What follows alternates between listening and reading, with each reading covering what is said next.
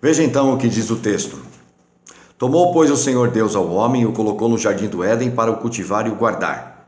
E o Senhor Deus lhe deu esta ordem: de toda a árvore do jardim comerás livremente, mas da árvore do conhecimento do bem e do mal não comerás, porque no dia em que dela comeres, certamente morrerás. É exatamente isso que o Senhor estava dizendo.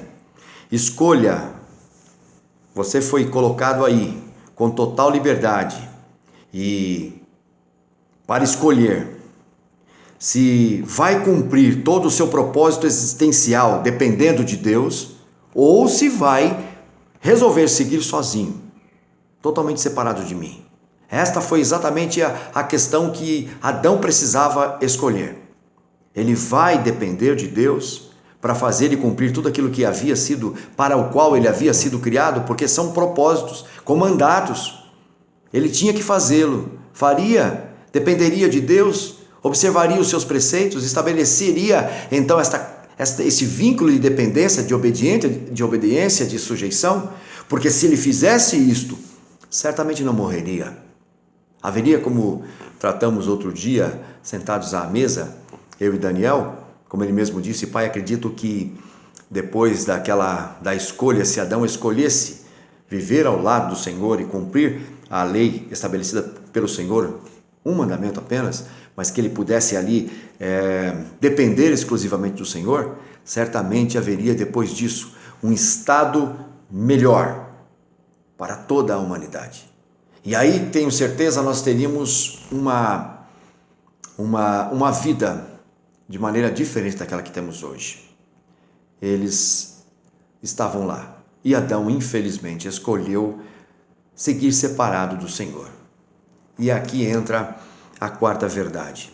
A humanidade não foi criada para ser redimida. É difícil de entender isso, até de aceitar isto, mas é uma verdade que salta aos nossos olhos.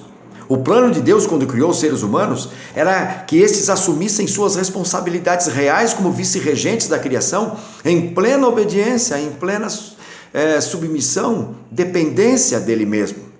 E ao depender dele para isto, tudo estaria sendo consumado. Os propósitos da mais completa interação com o Criador, com cada um de seus próximos, com a natureza criada, tudo estaria perfeito.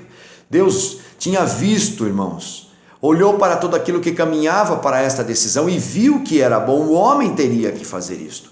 E se esse homem, no exercício de sua total liberdade essa estabelecida pela soberania de Deus, liberdade esta que vinha como semelhança e imagem do próprio Deus, se ele tivesse escolhido depender de Deus, nada seria como é hoje.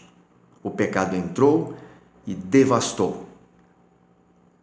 Ele depravou, como diz os teólogos reformados, como numa linguagem reformada, uma depravação total que alcançou todas as áreas de sua vida, todos aqueles que o cercavam e também todos aqueles que estariam, e tudo aquilo que estaria sendo para ele motivos de felicidade, realização, manutenção.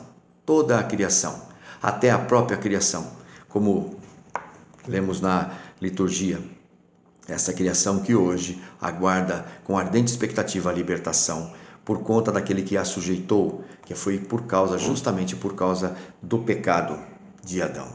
Então, é isto que nós precisamos entender. Agora vamos fazer algumas aplicações diante do exposto.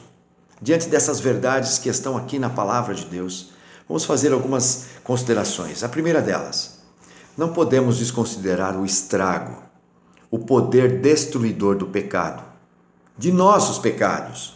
Vejam as consequências imediatas que Adão e Eva sofreram, capítulo de número 3, o versículo 16. E a mulher disse: multiplicarei sobremodo os sofrimentos da tua gravidez, em meio de dores darás à luz filhos. O teu desejo será para o teu marido, e ele te governará. Agora então as coisas vão começar a ficar complicadas dentro desse primeiro mandato cultural de se multiplicar, ser fecundos e encher a terra. As relações sociais, que eram para ser dirigidas para uma felicidade plena, agora vão trazer sérios problemas, porque o homem vai fazer isto, vai ter que continuar envolvido com essas relações separados, distanciados, inimigos do próprio Deus. E agora você vai ver e você acompanha hoje o estado de coisas que temos hoje, o estado de coisas em que vivemos. Veja para o homem, e Adão disse, visto que atendesses à voz de tua mulher e comesse da árvore que eu te ordenara não comesses, maldita é a terra por tua causa, em fadigas obterás dela o sustento durante os dias de tua vida. Ela vai produzir também cardos e abrolhos, e tu comerás a erva do campo. Quer dizer, aquilo que serviria de mantimento, que seria a integralidade desta união do homem com a criação, dessa sujeição do homem para com a criação, agora ela se levanta contra ele. Agora ela vai produzir dificuldades, suor do rosto, cardos e abrolhos. É isto que nós vamos ver. Agora, então, todas as dificuldades que vamos experimentar no trabalho, que experimentamos hoje, são advindas desta primeira relação quebrada com o próprio Deus. O mandato continuou, os 2 mandatos continuaram. Nós vamos continuar a nos desenvolver, a crescer, a multiplicar, a encher a terra, tendo uma série de dificuldades em todas as nossas relações, e também teremos sérias dificuldades no relacionamento com a própria criação. A manutenção daquilo que seria hoje para o mundo, você vai encontrar sérias dificuldades em países, por exemplo, que há pessoas que estão morrendo de fome. A violência imperando no meio deles, a falta de ética, a corrupção, a marginalidade, tudo isto veio com o pecado, então não podemos desconsiderar isto. Contudo, irmãos, não viemos aqui só para ver aquilo que estava errado. Começamos a falar de uma coisa tão bonita que era a criação, depois passamos pelo pecado, mas não vamos ficar tão somente nesta parte ruim. Há uma esperança dada à humanidade, no capítulo 3, versículo de número 15.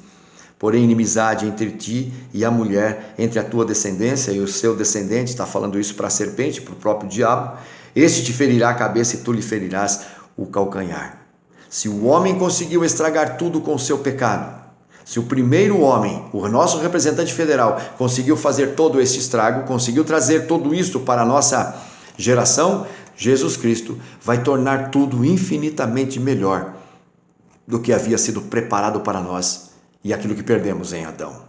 É certo que vamos sofrer enquanto estivermos neste corpo, nesta luta que temos do espírito e da carne, mas como Paulo afirmou, porque para mim tenho por certo que os sofrimentos advindos do primeiro pecado, oriundos, nascidos com a somatória de todos os pecados, inclusive todos os que pratico de maneira espontânea, todos esses sofrimentos do tempo presente, isso jamais vai poder ser comparado com a glória a ser revelada em nós. Se era um plano maravilhoso e viu o Senhor que era tudo muito bom, mas o homem, com sua liberdade, dada pela própria soberania, conseguiu estragar essas coisas, agora o Senhor vai em Cristo Jesus resgatar tudo de novo. Um certo teólogo disse, o corpo de Adão, antes do pecado, antes do pecado, mesmo com toda a sua glória, ele é como um cadáver, se comparado ao corpo de Cristo glorificado. Tal como ele é, nós seremos também. Se era para nós sermos iguais a Adão antes de pecar, agora então somos melhores, recebemos uma graça ainda maior, de termos um corpo glorificado como o de Cristo Jesus, que comparado ao corpo de Adão, este corpo de Adão se parecerá com um cadáver, diante de toda a glória que nos aguarda. Há uma expectativa, há um momento de pararmos e pensar nestas coisas que estão, pois, reveladas. Eu poderia dizer que onde abundou o pecado, superabundou a graça. E eu poderia também trazer, terminando aquelas últimas palavras, essas últimas palavras, aqueles ensinamentos de Salomão, quando ele diz, melhor é o fim de todas as coisas do que o seu começo, do que o seu meio. E é certamente assim. Estamos sofrendo, pagando altos preços por tudo aquilo que temos feito de errado e porque nós caímos com Adão naquele primeiro pecado original.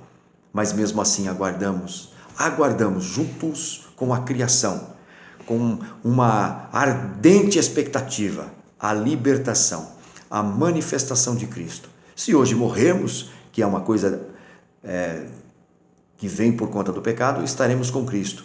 E com Cristo depois, estaremos esperando até o dia de sua manifestação, quando então receberemos um corpo glorificado como o dele. Onde abundou a graça, onde abundou o pecado, superabundou a graça. Que Deus seja louvado. Vamos orar. Senhor Deus, tenha misericórdia de nossas vidas, nos dê a certeza absoluta de que nada pode frustrar os teus desígnios e os teus planos.